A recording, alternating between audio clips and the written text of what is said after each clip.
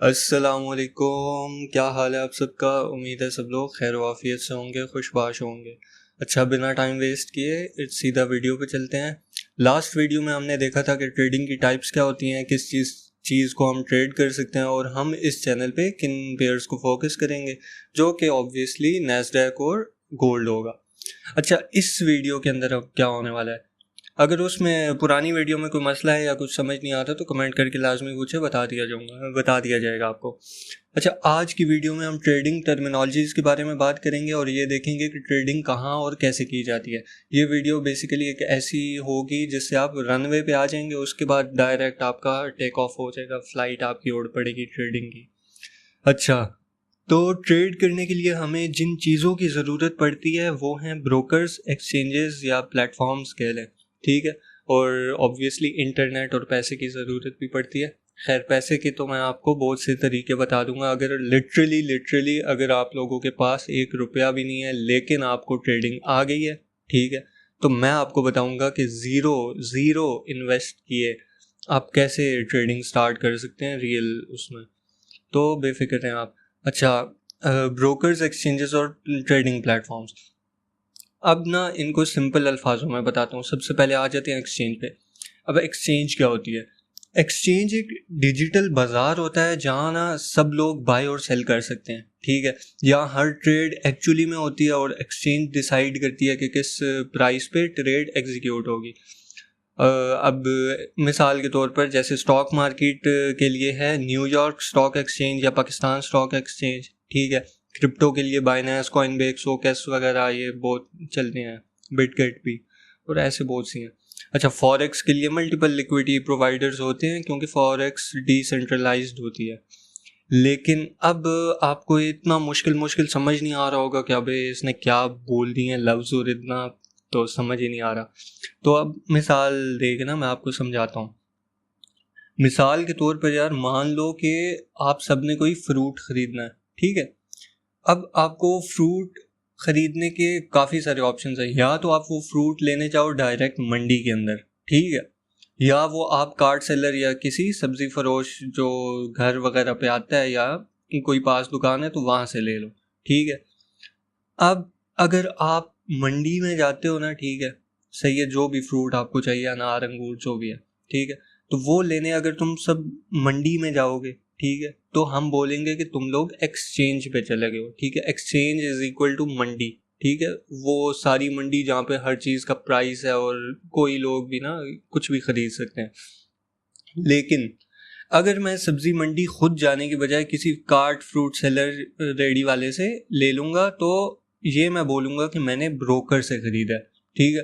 तो ब्रोकर एक middle man, बीच का बंदा होता है, ठीक है, वो हमें मार्केट से कनेक्ट करता है।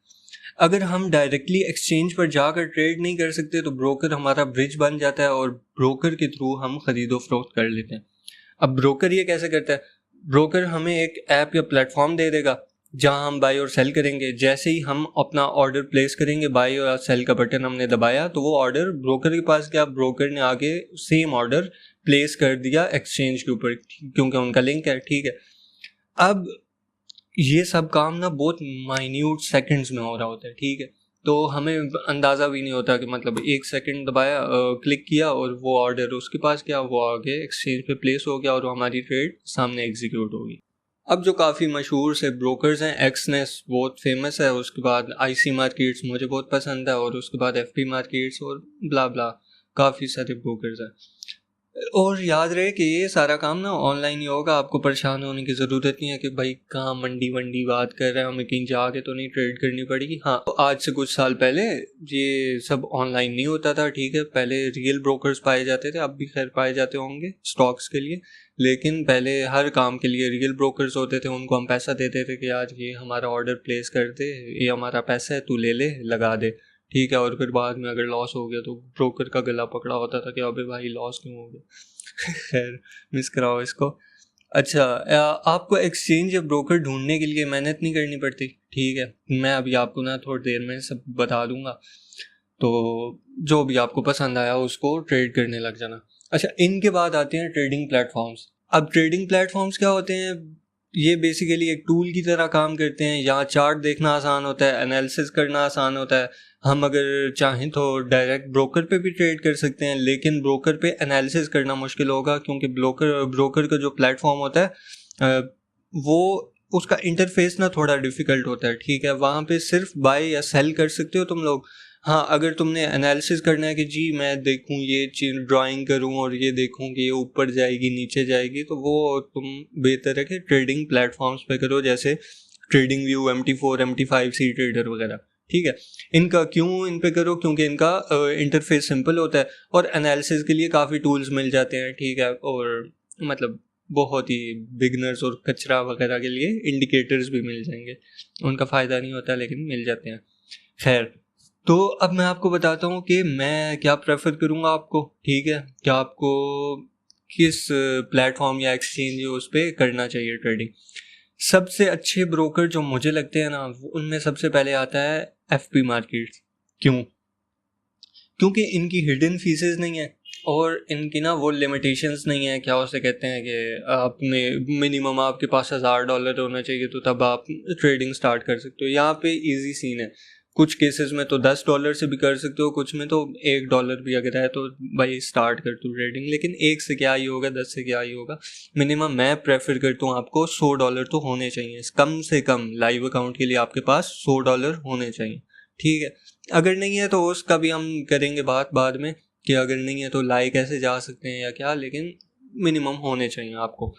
अच्छा, ये आपको FP मार्केट्स आपको ट्रेडिंग व्यू से डायरेक्ट कनेक्शन भी प्रोवाइड करते हैं। ठीक है, ट्रेडिंग व्यू एक बहुत बेहतरीन प्लेटफॉर्म है। ठीक है, मैं अपने सारे एनालिसिस उधर ही करता हूँ और मेरे ख्याल से हर ट्रेडर ही उधर करता होगा, क्योंकि बेस्ट प्लेटफॉर्म है वो। तो ये डायरेक्ट आपको ट्रेडिंग व्यू का एक्सेस दे देते हैं कि भाई तू डायरेक्ट एक ट्रेडिंग व्यू पे जा, वहाँ पे एनालिसिस कर और वहीं पे ट्रेड अपनी प्लेस कर दे। ठीक है, तो बहुत बेहतरीन चीज़ है। इसके अलावा मुझे IC मार्केट्स पसंद है। ठीक है, लिटरली मैं स्टार्ट से ना IC मार्केट्स पे ही कर रहा था, लेकिन IC मार्केट्स का एक मसला है जो आप लोगों के लिए मसला होगा। उनकी एक लिमिट है, वो मेरे ख्याल से पहले 200 थी, अब शायद 500 हो गई है क्या, लेकिन मिनिमम आपके पास $200 या $500 होने चाहिए। उससे कम का वो डिपॉजिट ही नहीं करते। ठीक है, तो आपको मतलब ट्रेडिंग स्टार्ट करने के लिए उनकी शर्त है कि $200 या $500 होने चाहिए।